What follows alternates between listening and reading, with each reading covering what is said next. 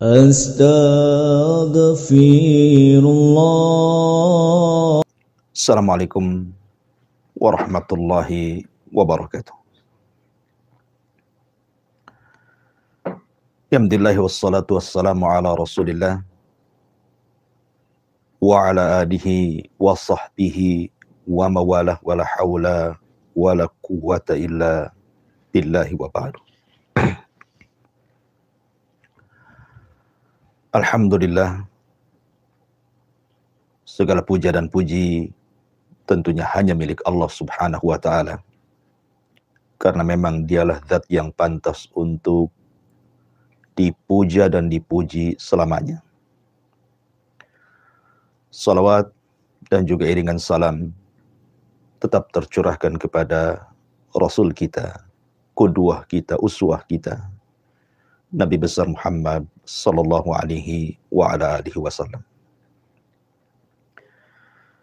Ma'asyiral muslimin wal muslimat dimanapun Anda berada. Di pagi hari ini kita akan membahas satu tajuk pembahasan yang berkenaan dengan kehidupan kita sehari-hari. 4 perkara yang harus kita hindari. Karena 4 perkara ini akan membawa kegelapan, mengeluarkan kita dari terang. Sehingga Nabi Shallallahu Alaihi Wasallam sampai berlindung dari 4 perkara ini. Apa saja 4 perkara tersebut? Nanti kita jelaskan. Ma'asyiral muslimin yang dimuliakan Allah Subhanahu wa ta'ala. Di dalam sebuah hadis, Nabi Shallallahu Alaihi Wasallam mengatakan, "Ala wa inna fil jasadi mudghah. Idza salahat salahal jasadu kullu. Wa idza fasadat fasadal jasadu kullu ala wa hiyal qalbu." Ingatlah, sesungguhnya dalam jasad manusia itu terdapat segumpal daging. Apabila gumpalan tersebut menjadi baik, maka seluruh jasad manusia akan baik. Tapi kalau segumpal itu rusak, maka seluruh jasad manusia pasti rusak semuanya.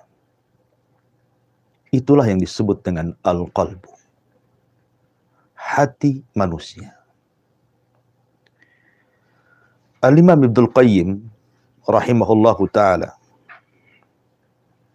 ketika memberikan catatan kepada hadis ini, beliau mengatakan, walamma kana al-qalbu li hadhihi al-a'dha kal malikil mutasarrif fil junudil ladhi tasduru kulluha an amri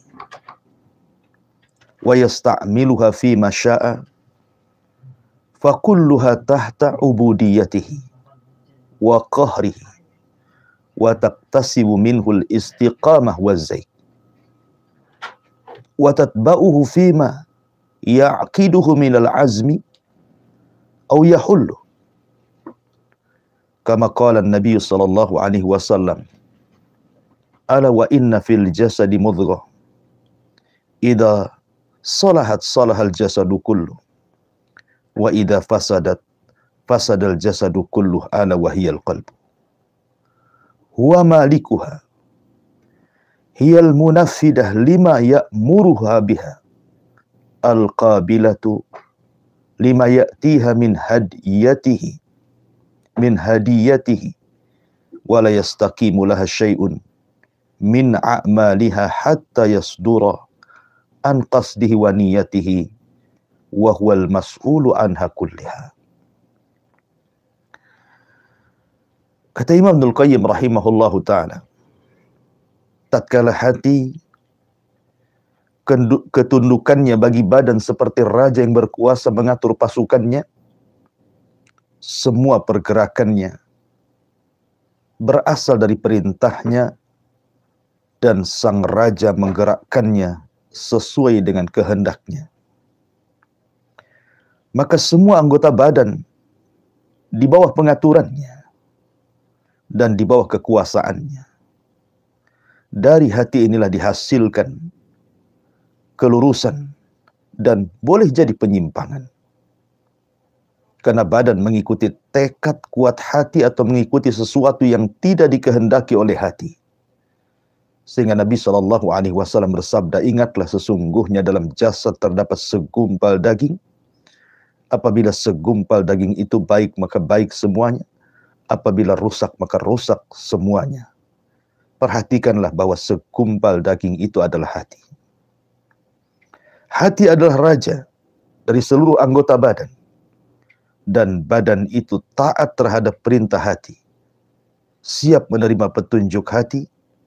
Tidaklah lurus sebuah amalan sehingga amalan tersebut berasal dari tujuan dan juga niat hati.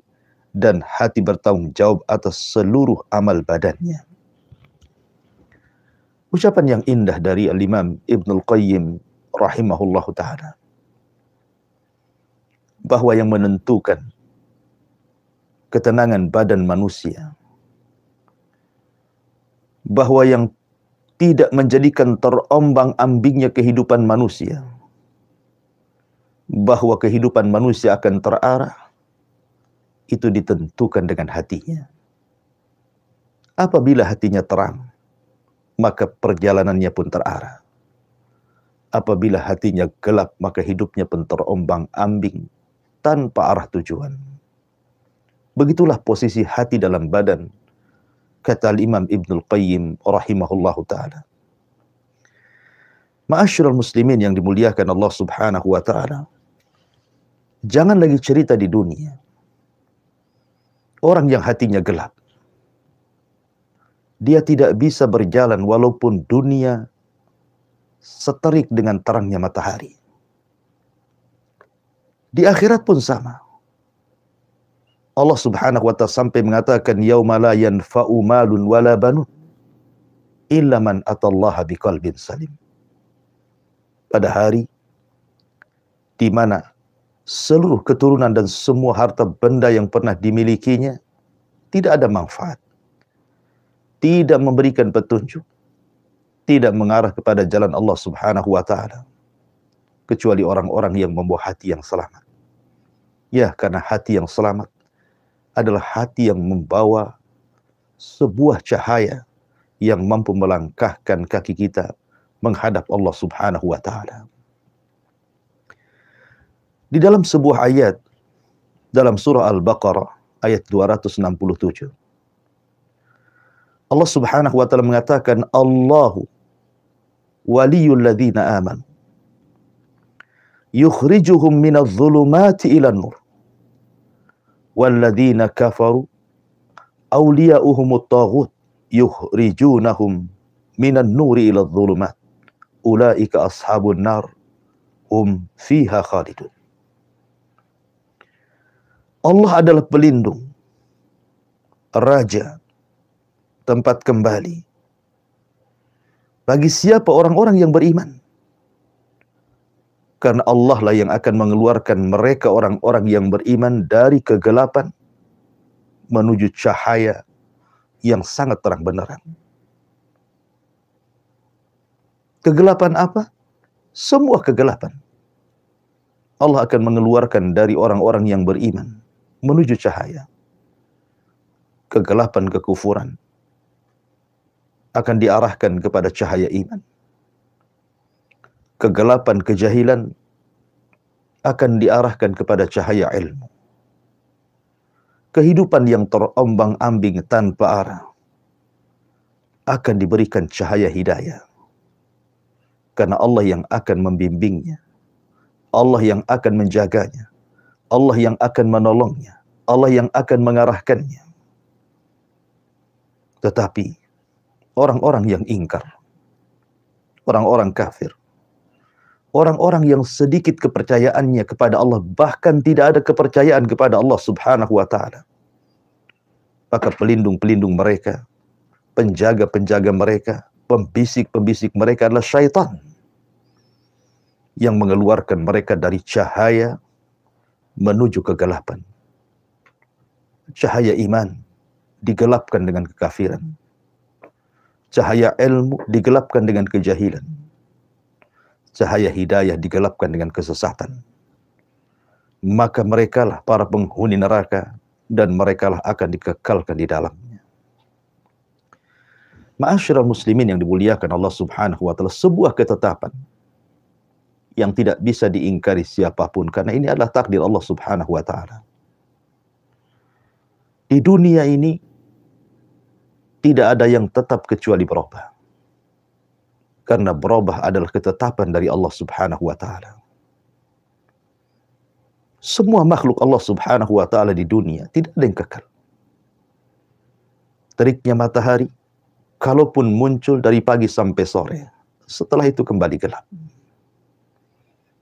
Cahaya bulan yang sangat indah di malam hari, terputus sampai di waktu fajar, sehingga pagi dan matahari menyingsing.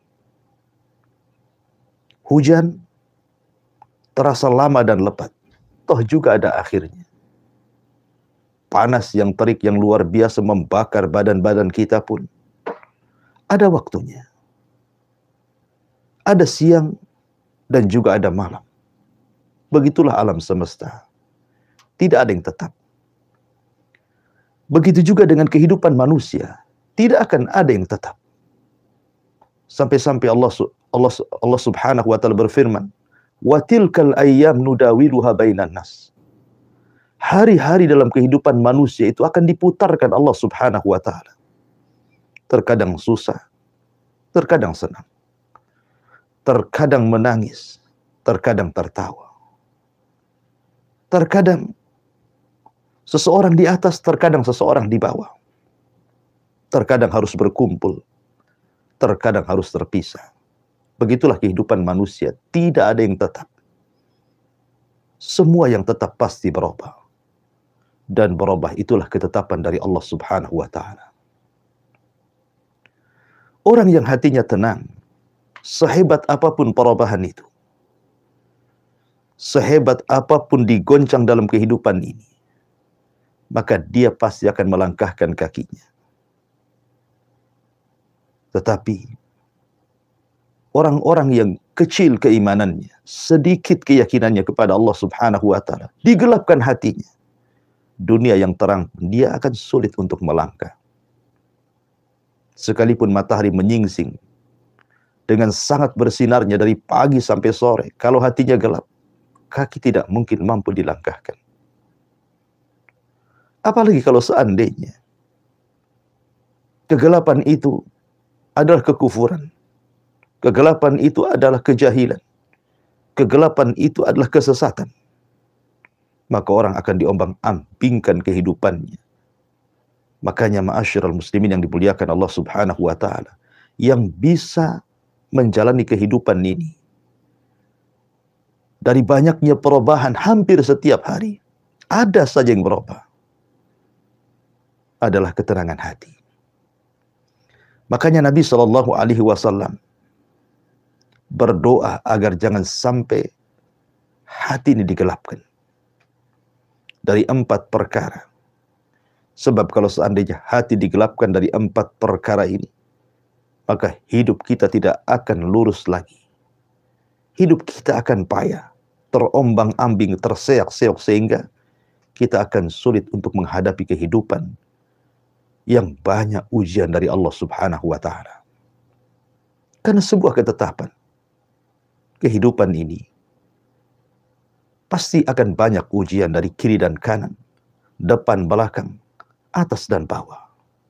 Supaya Allah Subhanahu wa taala mengetahui siapa di antara hamba-hambanya yang betul-betul jujur dan siapa di antara hamba-hambanya yang berdusta kepada Allah Subhanahu wa taala. Apa 4 perkara tersebut? Dalam sebuah hadis yang dikeluarkan oleh Imam At-Tirmidzi dan juga disahihkan oleh Syekh Nasiruddin Al-Albani rahimahullahu taala dalam kitabnya Sahihul Jami', sebuah doa yang diajarkan Nabi SAW kepada kita. Apa kata Nabi SAW? Allahumma inni a'udzubika min qalbin la yahsha wa min ilmin la yanfa wa min nafsin la tasba wa min du'ain la yasma wa min du'ain la yusma. Jadi Nabi Shallallahu Alaihi Wasallam mengajarkan sebuah doa kepada kita agar kita terhindar dari 4 perkara ini, karena ini yang menggelapkan hati manusia sehingga gelaplah segalanya dalam kehidupannya. Allahumma inni a'udzubika min qalbin la yahsha. Ya Allah, aku berlindung dari hati yang tidak pernah khusyuk. Wa min ilmin la yanfa, dari ilmu yang tidak membawa manfaat dalam kehidupannya. Wa min nafsin la tasba, dan dari jiwa yang tidak pernah kenyang. Wa min du'ain la yusma, dan dari doa yang tidak pernah didengar dan diijabah Allah Subhanahu wa taala. Ma'asyiral muslimin yang dimuliakan Allah Subhanahu wa taala, baik kita rinci satu persatu. Di sini Nabi Shallallahu Alaihi Wasallam berlindung dari 4 perkara, dan harusnya pun sama, kita sebagai umatnya pun harusnya lebih berlindung daripada Nabi Shallallahu Alaihi Wasallam, karena kita tidak ada jaminan seperti Allah menjamin Nabi Shallallahu Alaihi Wasallam tentang kemaksuman. Yang pertama, Allahumma inni a'udzubika min qalbin la yahsha. Ya Allah, aku berlindung kepadamu dari hati yang tidak pernah khusyuk. Khusyuk itu artinya kita mengarahkan tujuan hanya menghadap Allah Subhanahu wa taala. Tidak ada yang lainnya. Kita mengikatkan hati dengan Allah Subhanahu wa taala. Menghubungkan pikiran kita dengan Allah Subhanahu wa taala. Mengarahkan jalan menuju Allah Subhanahu wa taala. Dan berusaha untuk memalingkan hal-hal yang bisa memalingkan kita dari tujuan menghadap Allah Subhanahu wa taala. Itulah khusyuk. Contoh saja yang biasa kita dengar, istilah khusyuk itu biasanya digunakan dalam sholat. Karena sholat itu adalah hubung kait antara seorang hamba dengan Allah Subhanahu wa taala. Makanya orang yang khusyuk dalam sholatnya, hatinya akan terpaut dengan Allah. Pikirannya akan terhubung dengan Allah Subhanahu wa taala. Dunia itu kecil bagi dia, karena hanya Allah yang sangat besar. Dunia itu sempit bagi dia, karena Allah lah yang maha luas segalanya. Ketika orang sholat kemudian dia khusyuk, maka segalanya akan diberikan kepada Allah Subhanahu wa taala. Qul inna salati wa nusuki wa mahyaya wa mamati lillahi rabbil alamin. Katakan, sungguhnya salatku, kurbanku, hidup dan matiku, semua hanya untuk Allah, Rabb semesta alam. Begitulah orang yang khusyuk hanya mengarahkan diri kepada Allah Subhanahu wa taala.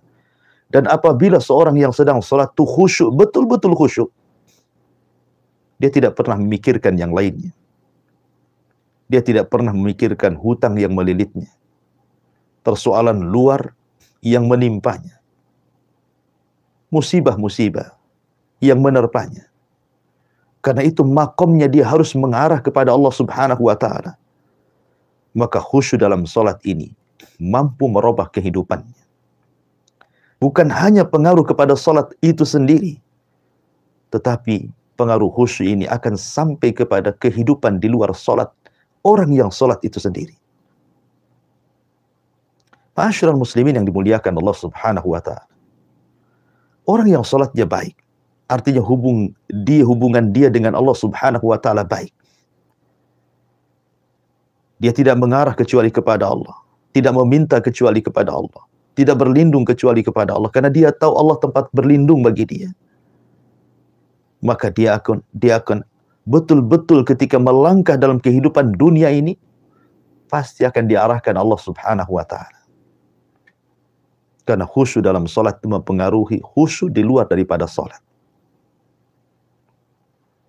Ma'asyiral muslimin yang dimuliakan Allah Azza wa Jalla, ketika hati manusia ditambatkan hanya kepada Allah Subhanahu wa ta'ala, dan Allah merespon kita, maka dunia bagi Allah itu kecil. Sehingga apapun persoalan kita dalam kehidupan dunia ini, bisa kita lalui dan kita jalani. Karena semua sudah diarahkan oleh Allah Subhanahu wa ta'ala. Ma'asyiral muslimin yang dimuliakan Allah Subhanahu wa ta'ala, maka hati yang khusyuk, hati yang terarah kehidupannya menuju Allah Subhanahu wa ta'ala, dia yakin bahwa dia berasal dari Allah dan akan kembali kepada Allah Subhanahu wa ta'ala, maka itulah yang akan membawa ketenangan dalam hidupnya. Dia menambatkan hati yang jujur hanya kepada Allah Subhanahu wa ta'ala. Sehingga ketika umpamanya Allah Subhanahu wa ta'ala memberikan musibah kepadanya, ataupun memberikan nikmat kepadanya, maka hati yang khusyuk adalah hati yang senantiasa bersyukur dan juga bersabar. Apabila ditimpa musibah, dia bersabar. Apabila diberikan nikmat, dia pun bersyukur. Itulah hati-hati yang khusyuk. Tapi sebaliknya, hati yang tidak khusyuk, maka hati yang tidak akan pernah tenang, karena hati yang diliputi dengan kegelapan. Diberikan nikmat, dia tidak bersyukur. Diberikan ujian, dia pun tidak bersabar. Hidupnya terombang-ambing dan tidak terarah. Walaupun diberikan nikmat, dia gunakan untuk berpoya-poya dan berhura-hura, sehingga tidak ada ketenangan dalam hidupnya. Apabila ditimpa kemalangan, musibah, maka makin gelap hatinya. Dia pun murka, menyalahkan takdir, menganggap ujian itu sebagai adab bagi dia, na'udzubillah. Oleh karena itulah maka Nabi SAW berlindung kepada Allah Subhanahu wa ta'ala, jangan sampai hati ini tidak khusyuk. Karena ketidakkhusyuan hati itu akan menggelapkan pikiran, menggelapkan hati, sehingga hidup kita terombang-ambing tanpa arah tujuan yang jelas. Ini yang pertama. Yang kedua, wa min ilmin la yanfa, dari ilmu yang tidak membawa kemanfaatan. Apalah gunanya orang cerdas kalau tidak membawa kemaslahatan? Apa gunanya orang-orang yang diberikan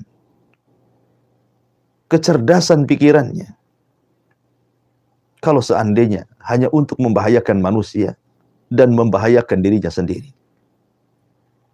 Jangan lagi urusan agama, yang jelas-jelas pasti orang yang punya pengetahuan agama tapi tidak bermanfaat bisa menyesatkan dirinya dan bisa menyesatkan orang lain. Ilmu di dunia saja bisa merusak orang.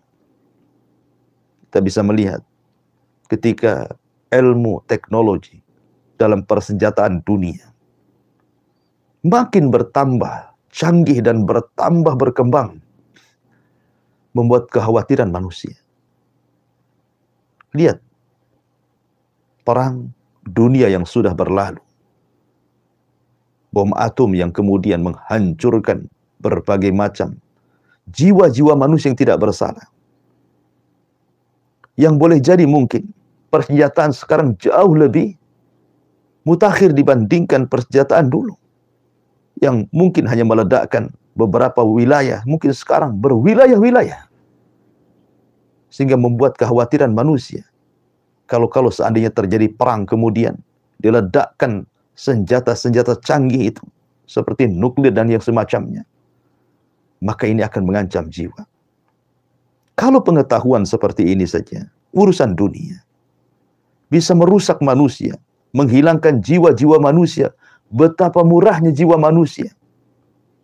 Bagaimana lagi kalau seandainya ilmu yang tidak bermanfaat ini justru berkaitan dengan agama? Tentu Bukan hanya satu jiwa yang dirusaknya. Boleh jadi ribuan jiwa tersesatkan dengan ilmu yang tidak manfaat itu. Bukan hanya sekedar tidak manfaat bagi dirinya, bahkan mencelakakan orang lain. Ma'asyiral muslimin yang dimuliakan Allah Subhanahu wa ta'ala, dan itu banyak kisah-kisah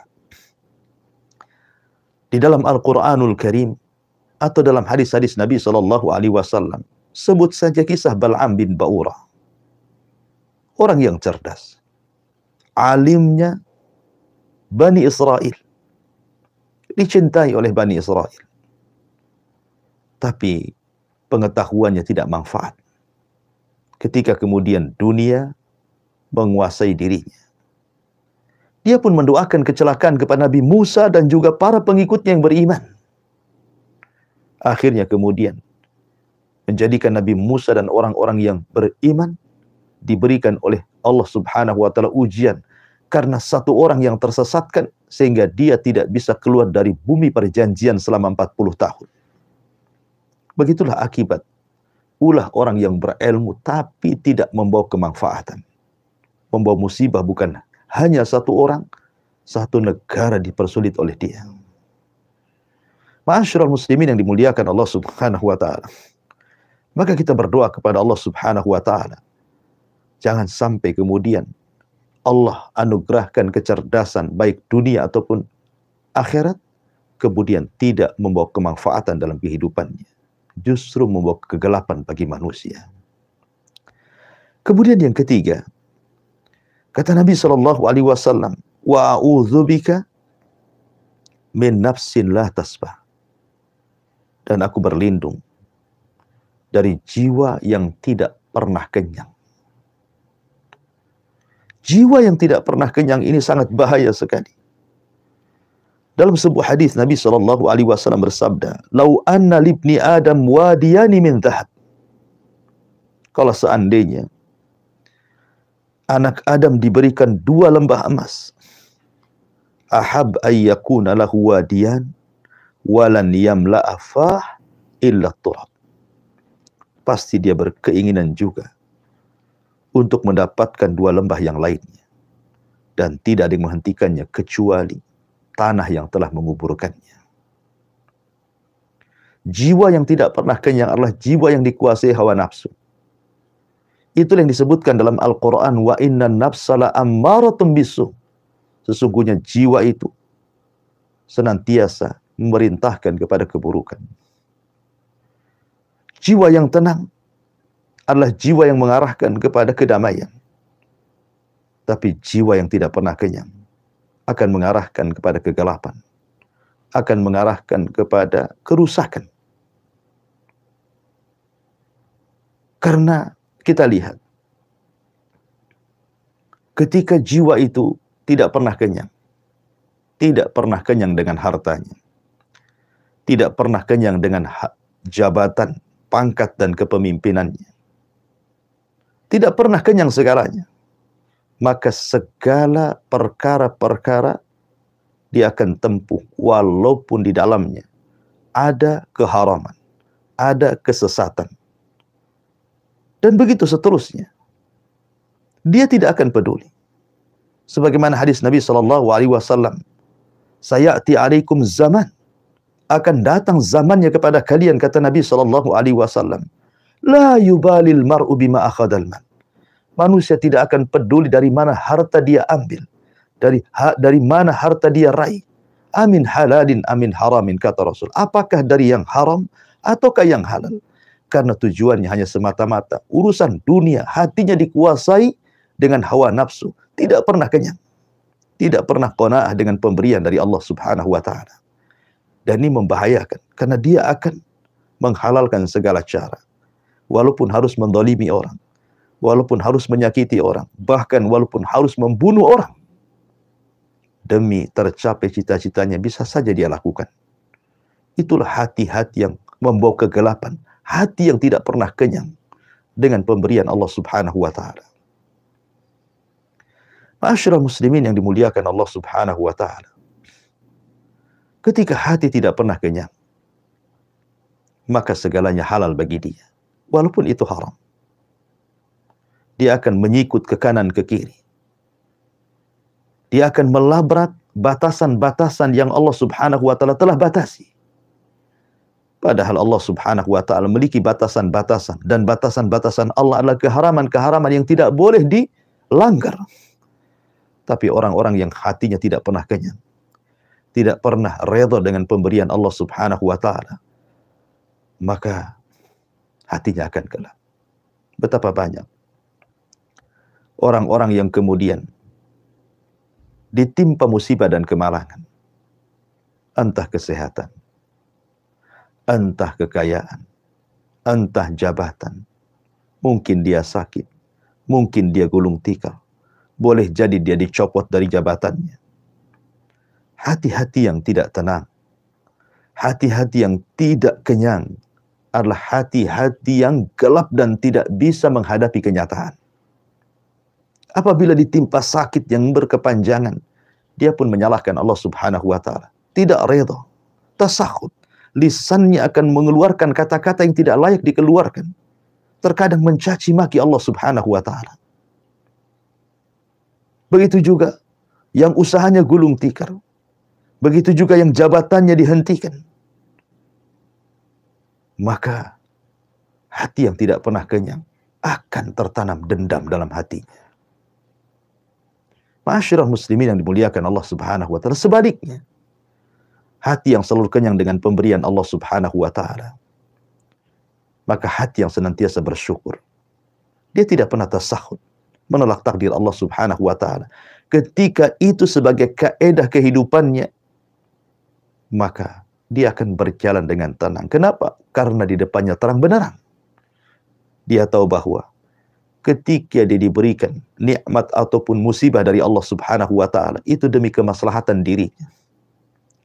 Makanya sering saya ulang-ulang pentingnya menanamkan zuhud dalam hati.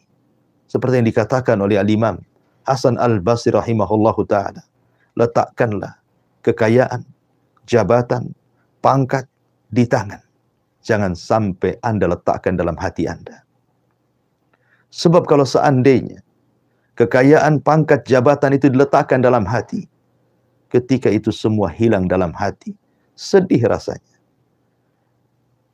susah rasanya, perih rasanya, sehingga dia akan terus berpikir dan berpikir, sehingga kehidupannya akan terombang-ambing dan tidak akan pernah kenyang, tidak akan pernah tenang, akan gundah gulana, hatinya akan rusak dan tidak membawa kesenangan dalam kehidupannya.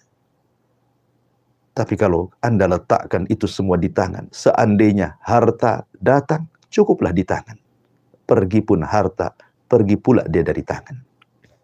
Seandainya Anda mendapatkan pangkat jabatan atau kepemimpinan, itu pun hanya sebatas di tangan. Kalaupun seandainya Anda diberhentikan, itu pun berhenti dari tangan saja. Hati ini betul-betul diberikan kepada Allah Subhanahu wa taala. Redha, puas dengan apapun pemberian dari Allah Subhanahu wa taala, karena Allah Maha tahu kemaslahatan kita selaku hamba-hambanya. Terkadang ada orang-orang yang dimiskinkan oleh Allah, sebab kalau dia kaya dia kufur. Terkadang ada orang-orang yang diberikan kekayaan, sebab kalau dimiskinkan, terkadang dia makin kufur. Semua karena kemaslahatan. Dan bagi seorang mukmin, dua-duanya baik. Mau kaya, mau miskin, mau senang, mau susah, semua dua-duanya baik bagi seorang mukmin. Karena dengan senang dia bersyukur, dengan susah pula dia bisa bersabar. Itulah hati-hati yang senantiasa kenyang, tapi hati yang tidak kenyang, maka hidupnya akan terombang-ambing tanpa arah. Yang terang menjadi gelap bagi dia. Kemudian yang terakhir, dan ini yang bahaya, wa min du'ain la yusma, dan dari doa yang tidak pernah didengar, dikabulkan oleh Allah Azza wa Jalla. Terkadang manusia ini terlampau banyak minta, tapi kurang berterima kasih. Padahal dalam surah Al-Fatihah Allah mengatakan, iyyaka na'bud wa iyyaka nasta'in. Hanya kepadamu ya Rabb kami menyembah, dan hanya kepadamu ya Rabb kami isti'anah meminta pertolongan. Lihat bagaimana Allah Subhanahu wa taala dahulukan syukur baru kemudian meminta. Bersyukur dulu dengan beribadah. Perbaiki ibadah kita kepada Allah Subhanahu wa taala, baru kita minta. Tapi manusia justru membalik. Harusnya iyyaka na'budu wa iyyaka nasta'in, dia balik iyyaka nasta'in wa iyyaka na'bud. Hanya kepadamu kami meminta pertolongan dan hanya kepadamu kami menyembah. Seolah-olah meminta, tapi dia lupa berterima kasih dengan ibadah. Pada Allah Subhanahu wa taala mengingatkan, "Falyabudu rabb hadzal bait."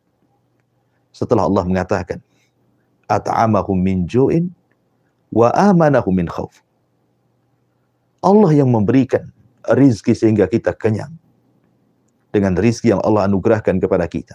Allah pula yang menganugerahkan ketenangan sehingga kita tidak merasakan ketakutan. Allah hanya minta satu saja sebagai syukur kalian. Sembahlah Rabb pemilik bait, maksudnya Ka'bah, Allah Subhanahu wa ta'ala. Maka kalau ingin didengar doanya, maka lakukan seperti arahan Allah Subhanahu wa ta'ala. Bersyukur dulu, baru meminta. Dengan cara apa? Beribadah kepada Allah. Perbaiki sholat kita, perbaiki puasa kita, perbaiki ibadah kita, baru meminta kepada Allah Subhanahu wa ta'ala.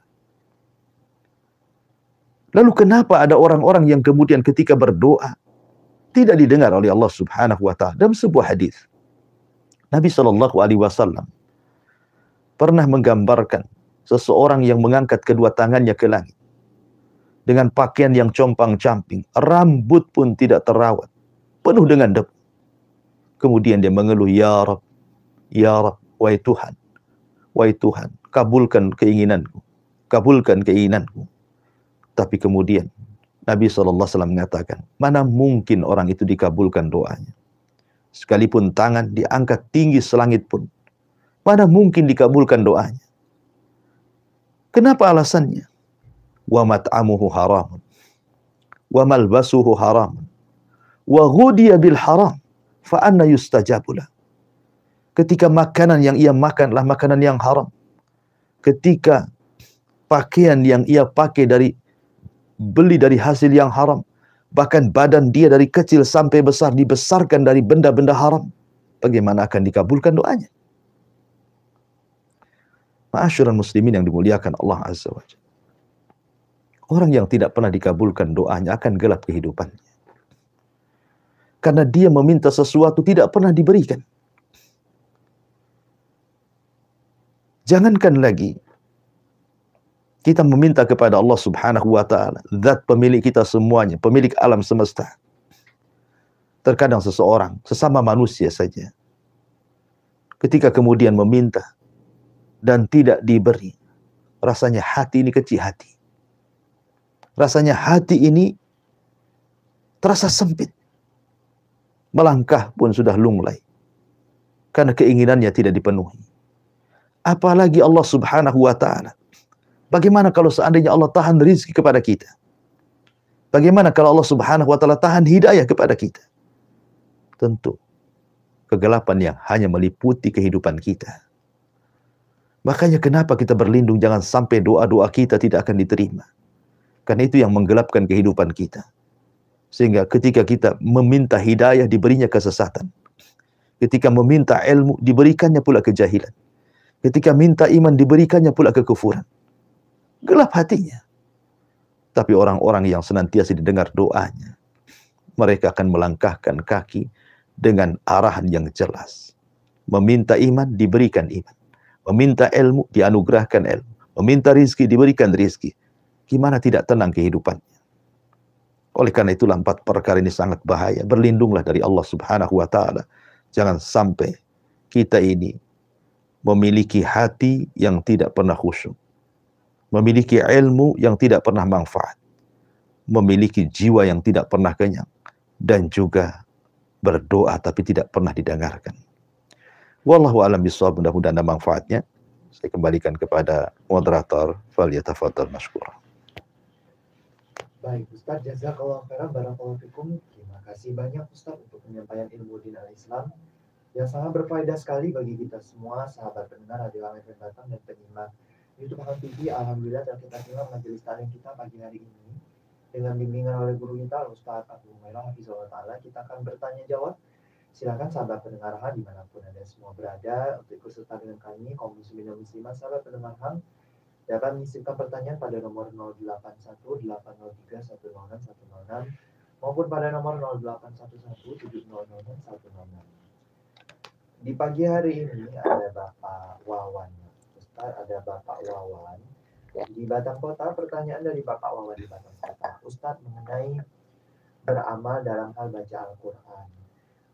Saya pribadi membaca Al-Quran itu menggunakan bacaan yang dalam bahasa Indonesia itu, karena untuk membaca dalam bahasa Arabnya saya agak sulit ya. Jadi untuk sedikit membantu saya membaca Al-Quran itu menggunakan tulisan bahasa Indonesianya. Bagaimana dengan yang demikian ini, Ustaz? Apakah boleh atau tidak? Lalu apakah ada pahala dalam kegiatan yang saya lakukan ini? Ya, alhamdulillah. Salatu wassalamu ala Rasulullah. Ada pertanyaan. Seorang bapak yang kurang lancar membaca Al-Quran, sehingga dia membaca Al-Quran dari tulisan Latinnya. Dan alhamdulillah, Allah mudahkan. Sekarang banyak terjemahan Al-Quran dari bahasa Arab ke bahasa Latin dan juga terjemahannya. Dan itu memudahkan kita untuk membaca Al-Quran. Tetapi nasihat saya, Bapak harus belajar membaca Al-Quran. Dan punya keinginan untuk belajar membaca Quran. Karena bagaimanapun Quran itu pedoman. Semakin indah dia membaca, semakin membawa ketenangan. Dan jangan pernah malu dengan usia.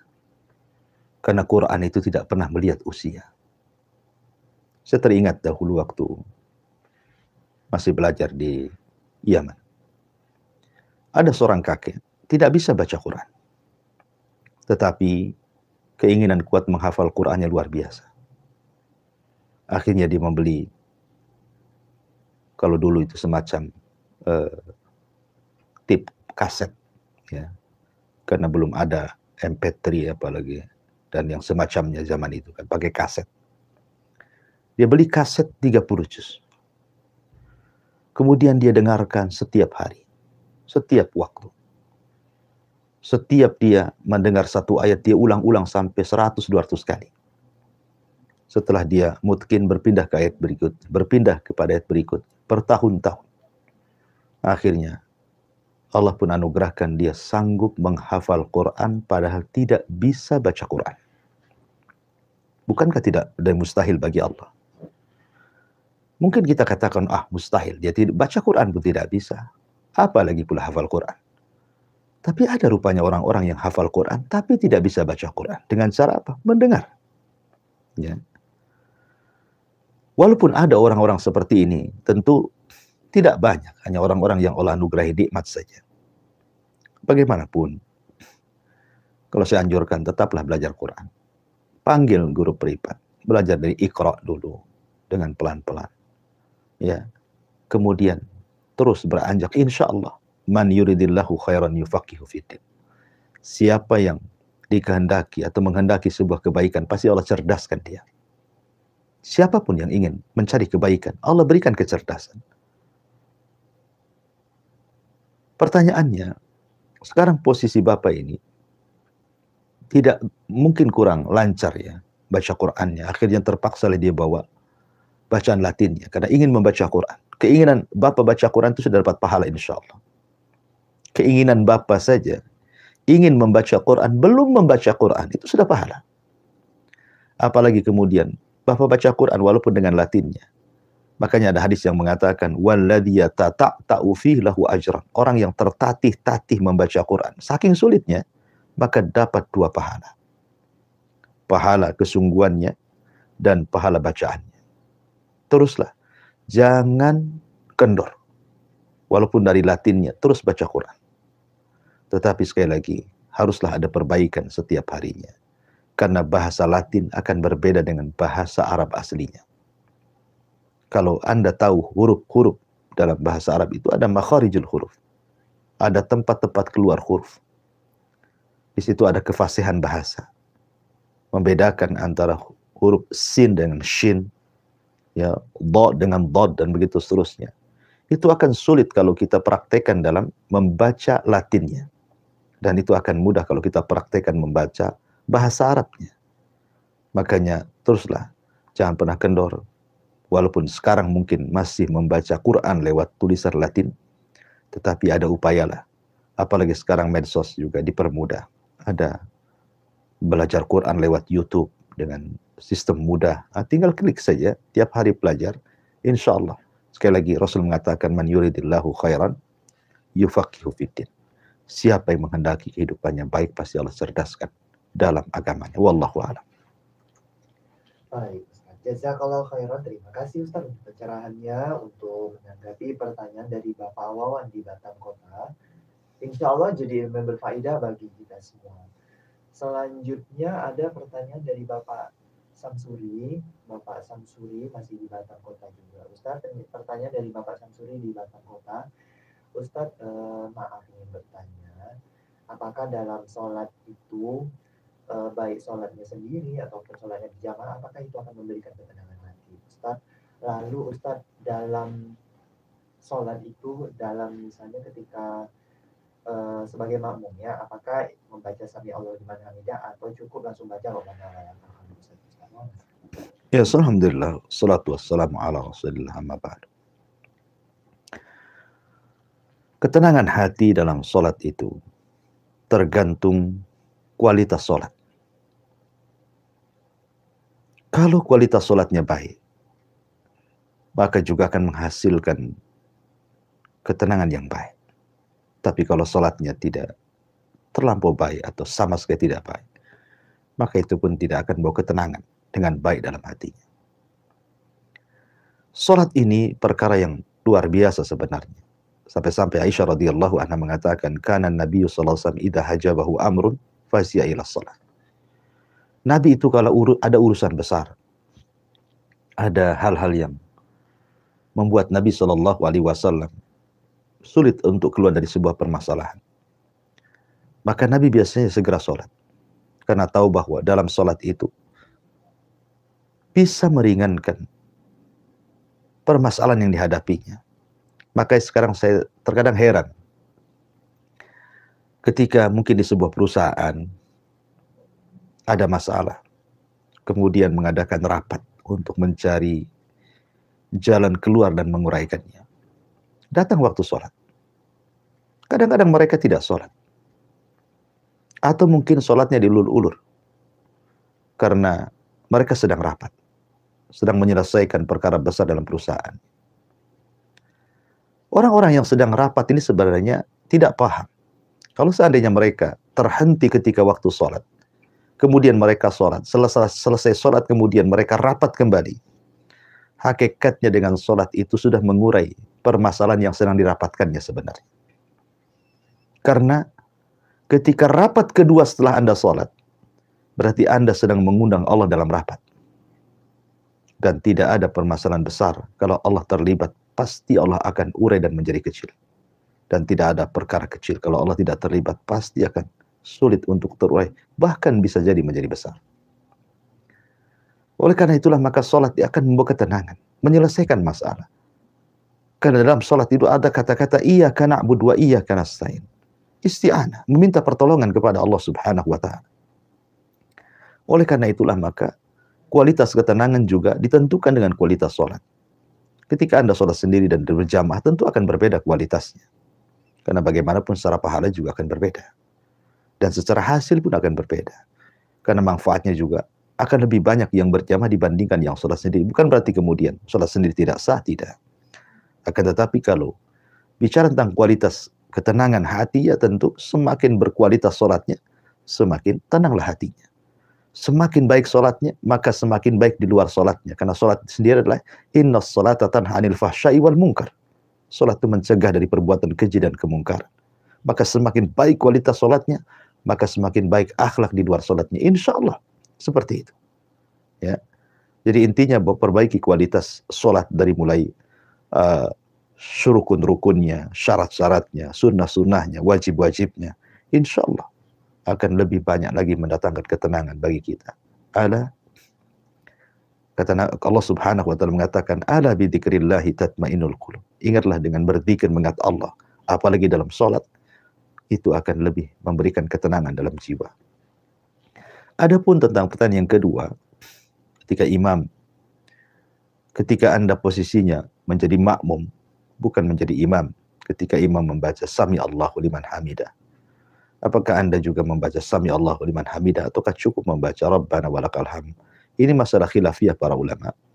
Masalah khilaf para ulama. Ada yang membolehkan dua-duanya dibaca. Ada yang cukup membaca Rabbana walakal hamd. Terserah Anda mau memilih pendapat yang mana yang sesuai dengan ketenangan hati Anda, mana yang lebih kuat daripada dalil, maka ambillah pendapat itu. Karena bagaimanapun beribadah itu harus dengan keyakinan. Karena Allah itu kita sembah. Keberadaan Allah itu yakin dan kita sembah dengan keyakinan. Dan itu hanya bisa didatangkan dengan ilmu. Wallahu a'lam. Baik Ustaz, jazakallah khairan Ustaz untuk nasihatnya, untuk menjawab pertanyaan Bapak Samsuri di Batam Kota tadi. Insya Allah jadi ilmu yang berfaedah bagi kita semua. Ada pertanyaan hadir lagi Ustaz dari Bapak Ibu hamba Allah masih di Batam Kota juga. Pertanyaan dari beliau ini, Ustaz, andai kan kita mendapat nikmat dari Allah di setiap waktunya, apakah di setiap mendapat nikmat dari Allah itu boleh kita melakukan sujud syukur Ustaz? Lalu andaikan boleh, apakah harus menghadap kiblat, suci, dan ada syarat-syarat atau bacaan khususnya Ustaz? Bagaimana dengan demikian ini Ustaz? Ya, alhamdulillah. Salatu wassalamu ala rasulillah mabad. Sujud itu ada beberapa sujud yang dianjurkan dalam Islam. Ada namanya sujud dalam sholat. Sujud dalam sholat juga namanya sujud sahwi. Ada sujud tilawah. Dan juga ada sujud syukur. Tentu akan berbeda. Sujud tilawah disebabkan karena dia membaca atau mendengar ayat sajidah dibacakan. Ada sekitar 14 atau 15 ayat dalam Al-Quran tentang sujud tilawah. Sujud sahwi apabila Anda lupa. Maka dalam sholat, baik sholat wajib atau sunnah, maka disyariatkan sujud sahwi. Dan ada sujud yang ma'ruf dalam sholat. Adapun sujud yang ditanyakanlah mendapatkan nikmat atau disebut dengan sujud syukur, itu disebabkan karena mendapatkan nikmat. Dan sujud syukur itu tidak ada syarat-syarat seperti sujud-sujud yang lainnya, harus suci,